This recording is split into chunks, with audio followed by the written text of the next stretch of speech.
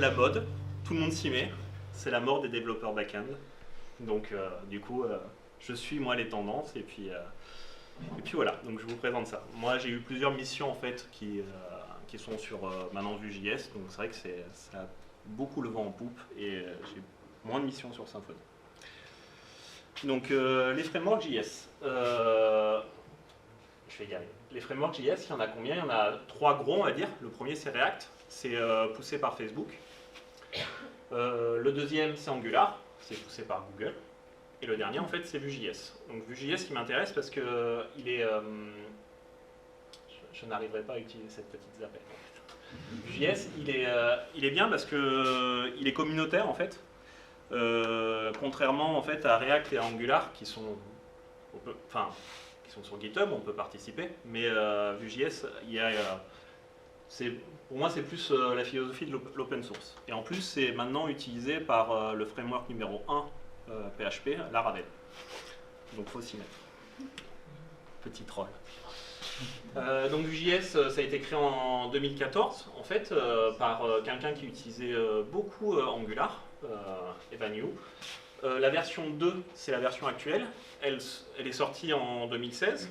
Donc le gros ajout, c'est en fait le Virtual DOM, un peu comme dans React, pour ceux qui en ont fait. Et la grosse version qui va sortir, c'est la version 3. En fait, il réécrit complètement en fait, Vue.js en TypeScript. Et il va ajouter des hooks comme sur React, la dernière version, etc., etc. Donc je pense que ça va être le début du gros boom de Vue.js pour la version 3, même si la version 2 fonctionne. Mais des fois, moi je trouve qu'il y a quelques petits soucis de performance qui vont être réglés au fur et à mesure en fait, avec la version 3.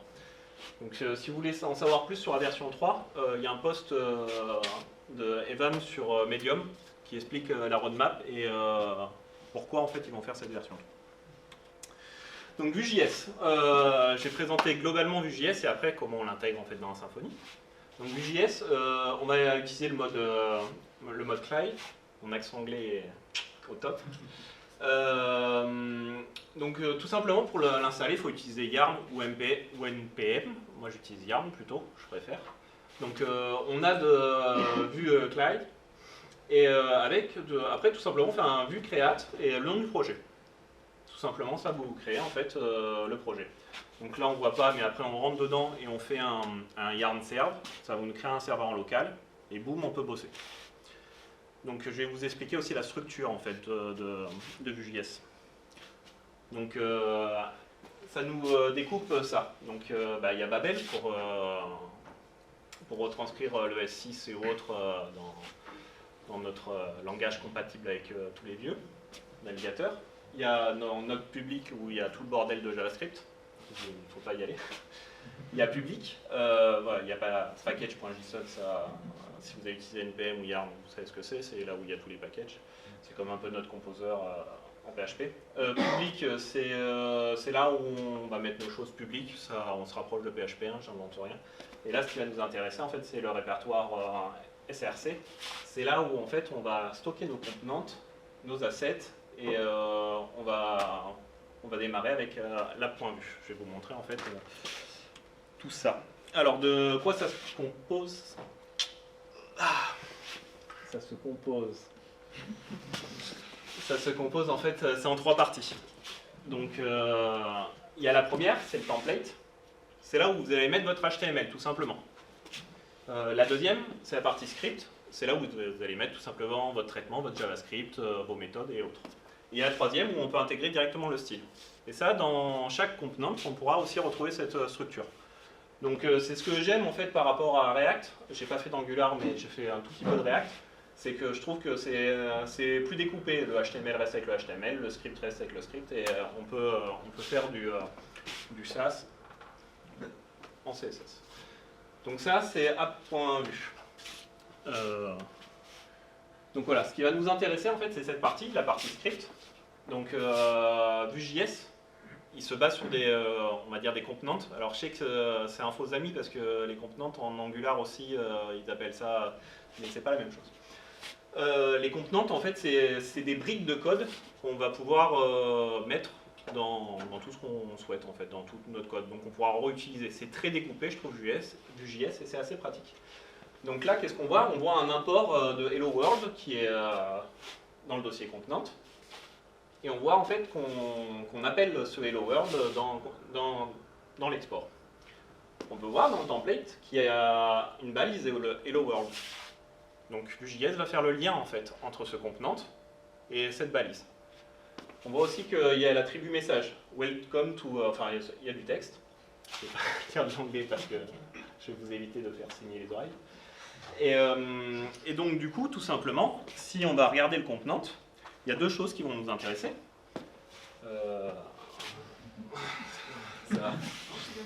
Ça gère. Donc là, il y a la partie template exactement comme dans le premier. Il y a la partie script. Dans la partie script, qu'est-ce qu'on fait? On dit props, ça va servir à dire qu'est-ce que je reçois. Donc là, moi, j'attends le contenant, il attend un message. Parfait, je lui en donne un en balise. Ce message, où est-ce qu'il est répercuté? En fait, il est répercuté ici. Accolade, message. Donc là, en fait, ce qu'on vient de voir, l'app, c'est juste que ça va lancer l'app.vue, il va appeler le contenant, et dans ce contenant, le H1, il va contenir ce message-là. Voilà un peu comment est fait Vue.js. Donc là, c'est un exemple très très simple. Si on veut aller dans un truc plus complexe, donc c'est pareil, hein, ça c'est un seul fichier. Mais voilà, donc ça c'est la base, c'est juste un to-do list qui est disponible sur le site de Vue.js. Donc ça c'est le template et ça c'est la suite. Je l'ai décomposé en deux écrans pour que ce soit à peu près plus visible. Mais voilà, c'est le même principe. On importe des contenants qu'on rappelle ici. Là, il y a une propriété data, c'est là où on va manipuler nos data, les déclarer, si on a besoin. Et là, c'est la partie méthode. La partie méthode, voilà, c'est là où on va faire les fonctions. Donc il y a d'autres propriétés, hein. Il y a create, watch, etc. Il faut aller sur la doc. Elle est quand même relativement bien faite. Et voilà. Je voulais juste vous montrer ça avant de passer à la suite pour vous dire que Vue.js, c'est assez simple. Voilà, si vous avez fait un peu de JS, ça ne doit pas vous choquer. Alors, ok, mais où est Symfony? La Symfony, on va le créer. Donc, on va passer par le composer create project. On va passer par website skeleton. Donc, c'est Symfony où il y a tous les packages, parce que sinon on va devoir les installer un par un. On va rentrer à l'intérieur et depuis 2 semaines, en fait, Webpack avant c'était intégré à ça, mais depuis 2 semaines ils l'ont sorti et ils l'ont créé en bundle. Donc voilà, maintenant il faut passer par ça. Et une fois qu'on a importé Webpack, on fait un petit yarn install pour télécharger tous les packages JS et sur votre écran ça donne à peu près ça. D'un coup, une monstre de librairie JS arrive et c'est l'horreur. Mais bon, c'est comme ça. On a bien l'image. Et donc du coup, là ce qu'il nous reste à faire pour passer à la suite, c'est configurer en fait le webpack-config.js qui est à la racine. Et donc ça c'est par défaut, donc il n'y a pratiquement rien à faire. On rajoute juste l'entrée qui va nous déclarer ce Vue.js et qui va démarrer ce Vue.js, qui est l'index.js, dans notre cas, je vais vous montrer la démo après. Et en dessous, je vous montrerai dans la démo, il y a un... Ah bah si, il est là. Il faut juste enable view loader et c'est bon. Donc, on va passer à la démo que j'ai testée cet après-midi.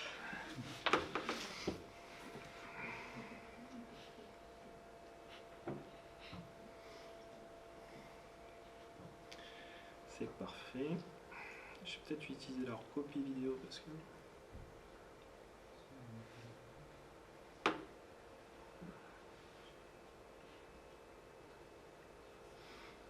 Je n'ai même pas lancé mon projet. Donc,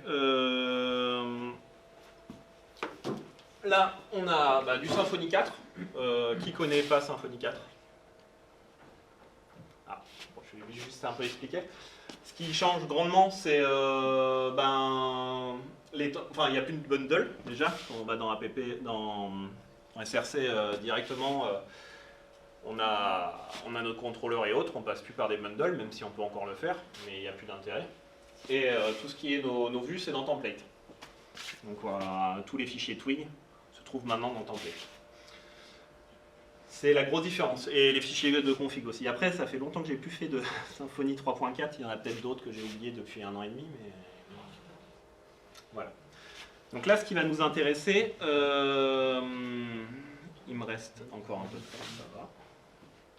Donc, le fichier Webpack que j'ai montré en fait à l'instant. Donc ça ne change pas. Et là, du coup, tout ce qui est pour Vue.js, on va l'intégrer dans Asset. Dans Asset, on retrouve pratiquement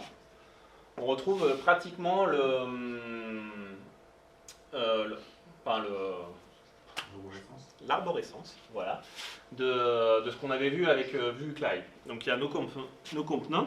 J'ai rajouté un Vue router pour faire des routes en fait avec Vue, tout simplement. C'est un système de routage qui va nous servir après. Et les views. Donc dans SRC, dans mon contrôleur, j'ai fait un Vue contrôleur.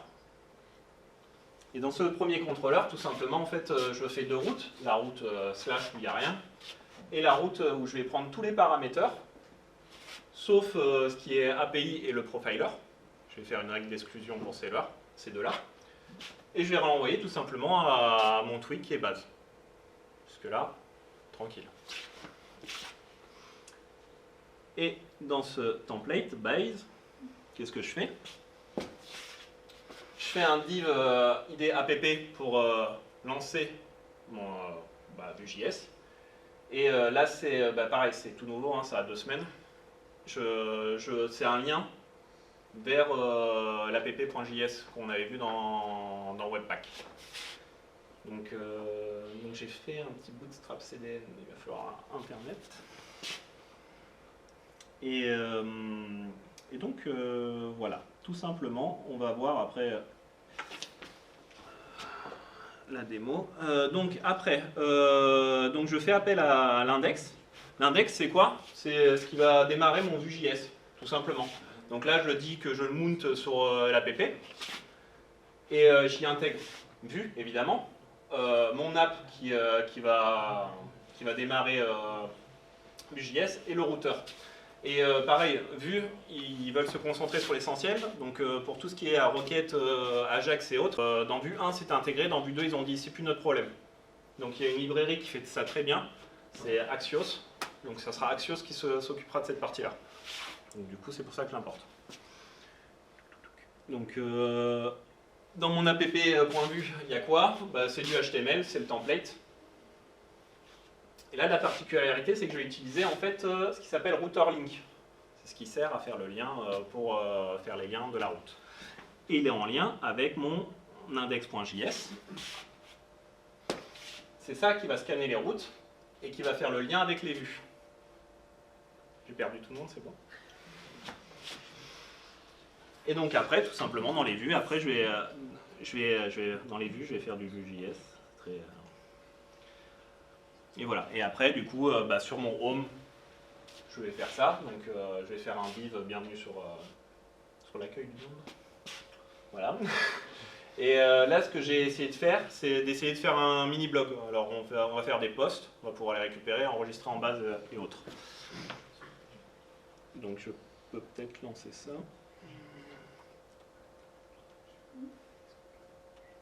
Je sais plus.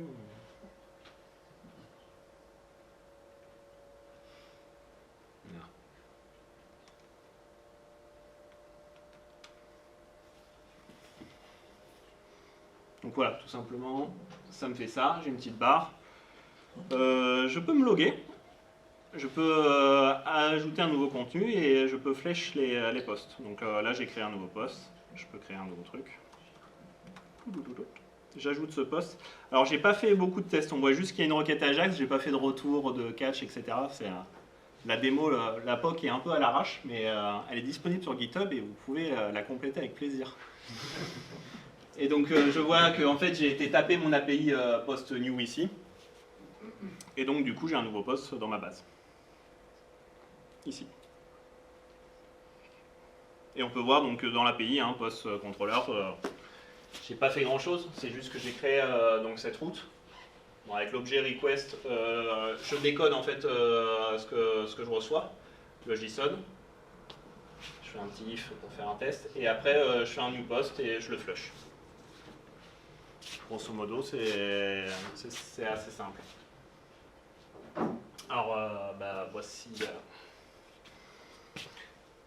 voici la démo. Si vous avez des questions ou autres, c'était un peu rapide, hein, mais j'ai essayé de faire 20 minutes. Très bien.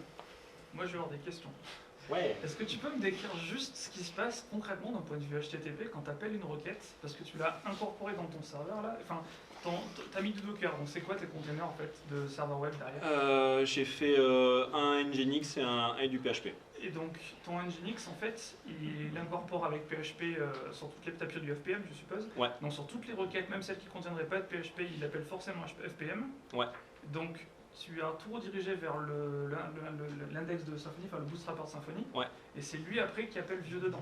Donc ça. Tu ne sers pas de Vue pour contrôler le routing de ton application. Bah si, en fait, ça passe dans un premier temps, ça passe dans le contrôleur de Symfony. Ouais. Donc c'est lui qui va prendre la request et qui va le rebalancer. Il va le rebalancer à Vue et Vue va rescanner en fait l'URL et lui il a son propre système de route. J'ai hésité à faire beaucoup. Alors il y en a beaucoup qui font de l'intégration. C'est-à-dire que ils font pas. Là j'ai fait une single app. C'est-à-dire qu'on ne recharge jamais la page. On va de page en page, ça load automatiquement. Après, on peut faire aussi du Vue un peu plus classique, c'est-à-dire qu'à chaque nouvelle page, si tu as envie d'intégrer du Vue, tu peux intégrer du Vue et ça recharge et tu utilises en fait les routes Symfony tout simplement. Parce que l'idée c'est de capitaliser sur le chargement du script JS initial pour rappeler que le minimum en asynchrone après quand on a besoin derrière. Quoi. Ouais. Parce que moi, je me pose toujours la question en fait quand tu veux bosser sur un seul projet monolithique, comment t'intègres les deux? Parce que chacun fait ses démos de son côté sur le net en général. Les gens qui font du JavaScript te disent bah, c'est cool, tu démarres ton serveur, ça écoute en temps réel, en plus c'est génial pour bosser par rapport à du PHP, bande de naze. Et de l'autre côté, tu as du PHP qui est besoin de sa config aussi, tu vois. C'est même pas le cas puisque de toute façon là ça n'écoute pas en temps réel vu que ça passe par asset et webpack de trucs. Donc du coup, à chaque modification de je sais pas si on va voir. À chaque modification en fait de JS, il faut que tu fasses cette commande. Donc tu as un truc qui s'appelle watch qui va permettre d'écouter. Ça va moins bien marcher. Donc ça va permettre la fonction watch va permettre d'écouter en fait dès qu'il y a une modification dans votre JS et autres, il va recompiler en fait à la volée les JS et les vues, mais il n'y a pas de yarn serve comme sur VueClide où ton navigateur en temps réel il se met à jour. Ça effectivement quand tu bosses sur VueClide et que tu fais un yarn serve, que c'est lui qui recompile à la volée et que toi tu ne vois pas la différence et que ton truc se met à jour tout seul, ça c'est génial, hein, mais c'est pas le cas. L'idée de découpler le front-end et le back-end comme ça normalement c'est d'avoir un web server qui cherche que le front-end en JS qui lui-même appelle un autre potentiellement microservice derrière. Quand tu fais du monolithique, j'ai pas trouvé de solution. Ouais voilà, c'est pour ça, parce qu'en fait moi je sais que j'en ai trouvé des solutions mais elles sont hyper chiantes à mettre en place. La première c'est de mettre du sous-répertoire pour le back-end Symfony et de changer tes confs si tu fais du Apache ou du Nginx pour lui demander de bypasser certaines URL. Et sinon l'idée c'est de router absolument tout sur le index.js de ton ou d'autres choses. Quoi. Pour moi le mieux, le plus optimum, quand tu fais du front Vue.js ou React et tu couples là du Symfony, entre guillemets, il faut mieux créer un repo Vue.js où tu vas faire ton Vue.js avec VueClide et en fait tu fais un repo API. Ton truc où tu intègres ton Symfony et avec Symfony tu fais que de l'API de plateforme. Quoi. Ouais, parce que justement, je suis en train de me demander comment coupler justement, je prends une table différente mais Angular, API plateforme et Symfony 4. Quoi. Et du coup le premier truc qui m'a perturbé l'esprit justement c'est comment tu fais pour mettre les deux sur le même projet.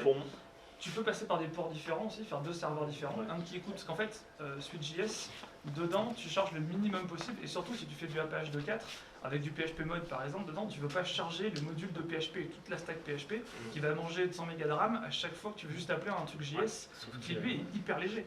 Ouais, il n'y a pas de solution miracle, à l'heure actuelle. Hein. Alors tu fais deux serveurs, voilà. Tu fais deux serveurs. Tu fais deux serveurs, c'est ça. Alors que j'ai pas regardé, mais la Ravel, maintenant qu'ils ont... qui utilisent que du Vue pour le front, ça serait intéressant en fait de voir s'il y a des gens qui utilisent la Ravel, comment la Ravel procède.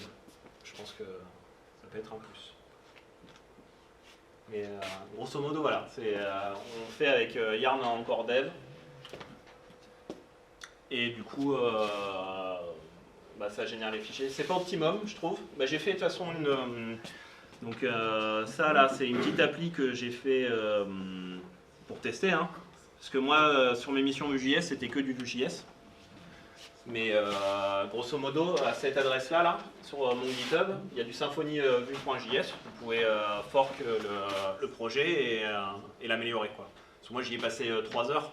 Donc c'est vraiment un POC comme ça pour ce soir. Mais je pense qu'il y a des choses à améliorer, quoi. Là, il y a le système de logging, c'est pareil, le système de logging, j'arrive à me loguer, mais vu que je ne recharge pas la page, Symfony, pour lui, je peux vraiment loguer, quoi.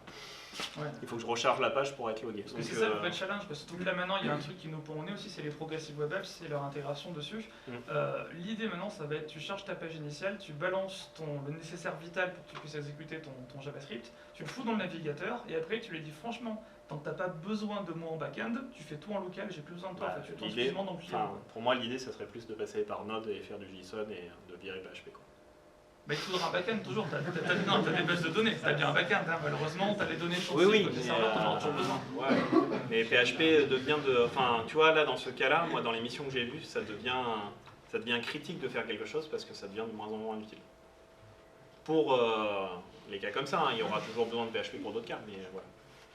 Ça me fait, moi je suis full stack et je suis plus avec de l'HTML et du Vue un peu intégré à l'arrache, sur les pages, moi ça me convient parfaitement. Hein. Mais je sais que c'est dans les missions qu'on me demande moi actuellement, et c'est les missions freelance, et on a besoin de tout bout tout de suite parce qu'on a un truc à faire tout de suite. Donc c'est vraiment la mode du moment, et c'est ça, hein, c'est du React, c'est du JS, et il y a soit du Node derrière, mais il y a peu de back-end. Le back-end PHP commence. C'est surtout parce que c'est des applications qui sont petites. C'est que tu veux vraiment un gros framework qui fonctionne bien. Tu veux du JavaScript en 2018 aujourd'hui, tu vas galérer parce qu'avoir des composantes qui implémentent tous les modèles d'architecture, design pattern, etc. qui fonctionnent bien. Je sais qu'il n'est pas là, mais François d'ODNB, eux ils utilisent Angular et ça commence. Et en back-end, tu veux quoi? En back-end Node Express? Non, en back-end ils utilisent toujours Symfony. Parce que honnêtement aujourd'hui le problème c'est que tu n'as encore pas la même maturité en back-end en JavaScript. Simplement le langage aujourd'hui on trouve très rapide parce qu'en fait il y a V8 qui est effectivement plus rapide, mais on lui demande 10 fois moins de trucs aussi, c'est pour ça que c'est plus rapide. C'est pour ça que la promesse de V8 de prendre 10 000 connexions par seconde n'est jamais plantée. C'est facile quand tu veux faire une chaîne de caractères statique, dès que tu commences à avoir une stack, le matériel, métier, etc. qui est hyper grande. T'as vraiment envie de découpler les deux et te dire, voilà. Le e-commerce, par exemple, c'est une tuerie pour ça. Hein. Enfin, on a tous vu, je pense qu'ici, il y a des gens qui vont hurler, Magento et compagnie, les trucs qui défoncent tes serveurs web.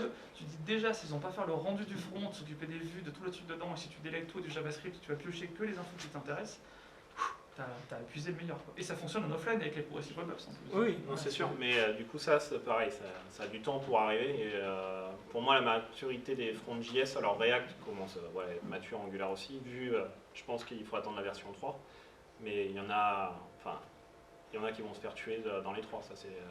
Il y a Ember aussi, mais Ember, c'est pareil, ça a commencé tôt, c'est un peu en déclin. Ouais, donc faut voir quoi. Mais Vue, c'est celui qui est le plus demandé en fait sur Medium, sur GitHub, etc. C'est là où il y a le plus d'envie.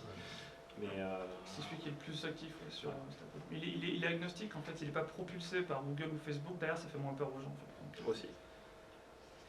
Ce qui est malheureusement pas le cas de JavaScript aussi. Bien propulsé par Google à coup de milliards dans la tronche. Oui. Et ça marche bien. Vue, c'est pas propulsé par Alibaba? Par qui? Alibaba. Le chinois. Peut-être, mais c'est pas... Je pense qu'il y a un funding d'Alibaba et... Oui, ils font peut-être, mais je sais que c'était eux qui avaient propulsé Vue.js. Et il y a quelqu'un d'autre aussi qui est très très connu, un géant du web qui utilise Vue, je sais plus, c'est pas Amazon, qui c'est qui utilise Vue. Ça m'a surpris, j'ai vu après ça il n'y a pas longtemps. Mais après, je sais que Vue en France, alors moi, ma dernière mission c'était pour un énorme groupe énergétique que je n'avais pas le droit de citer. Mais eux, ils font tout leur monitoring avec Vue.js, le front.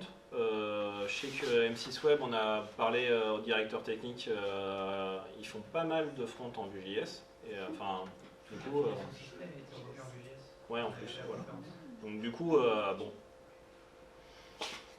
Voilà, ça commence à percer. Petit commentaire, ce qui a bien marché, on a l'impression que ça a fait la même chose avec ce que tu dis avec la Ravel. Ce qui a bien marché dans le monde de Java, c'est en fait Gipster, qui combine, en fait, qui permet de générer des projets, qui qui combine à la fois Java et par exemple Angular. À un moment donné, il y avait le choix du front. C'est-à-dire qu'en fait, c'est des générateurs qui font tous les squelettes du code et qui font en sorte de déjà préconfigurer toute la partie back-end et front-end, qui sur certains points, c'est énormément de descriptions, là, tous les data transfer objects, etc. Ça génère tout ça.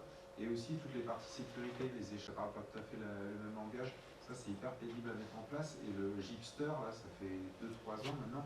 Au niveau succès, ça a explosé. Mais je pense que c'est pour ça que Laravel a un tel succès aussi, parce que eux, ils ont fait le choix du JS et ils l'ont assumé. Ce que ne veut pas faire Symfony, hein, clairement. Potentiel, etc. Même sur Easy Admin, hein, parce que Laravel, ils ont sorti Nova, qui est sur Vue.js, qui est un admin qui est beau et qui a l'air performant. Et quand on parle de ça aux développeurs Symfony, à petit tournant, il m'a sorti Easy Admin, le truc de 2010 qui t'arrache l'œil, quoi. Donc ils sont pas du tout. Et quand tu vas dans Project, dans Easy Admin, pour voir si on peut intégrer Vue.js ou autre, les mecs sont contre. Hein. Il y a clairement, il y a un denied, il y a une case denied dans le project et il y a denied mettre du JavaScript, quoi. Après, c'est une philosophie, hein, mais moi, vu la mode actuelle, s'ils s'y mettent pas, Laravel va encore plus les exploser. Bon, on est en France, donc Symfony a encore de beaux jours devant, mais après, c'est que mon avis. Hein. Il est peut-être pas global, mais... Et voilà, grosso modo... Ah oui, ce que je voulais vous dire, c'est que le meilleur ami de Maxime, Kevin, il a fait un truc sympa pour se connecter. Il a fait en fait dans security.yml pour se connecter en JSON, c'est simple, il faut juste taper cette phrase, taper ce que ça donne, et du coup je lui passe juste mon user et mon password. Je fais le travail, il me connecte à la session. Et mon login, ça ressemble à ça. Hein, tu as configuré le user provider quand même. Ouais, oui, il faut configurer le provider. Mais au-delà de ça, voilà. Et ça, il appelle ça, et automatiquement, moi je renvoie ça, mais je le renverrai vide. Voilà, ça marche aussi. Donc voilà, merci Kevin. Du coup, tu utilises quelle version de Docker?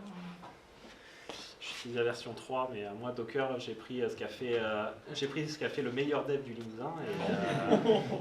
Et du coup, après, tu vois, je fais un make start et tout se fait tout seul. Hein, je ne fais plus rien. C'est bon temps. Donc c'est bon si vous avez fini. Enfin, si vous n'avez plus de questions.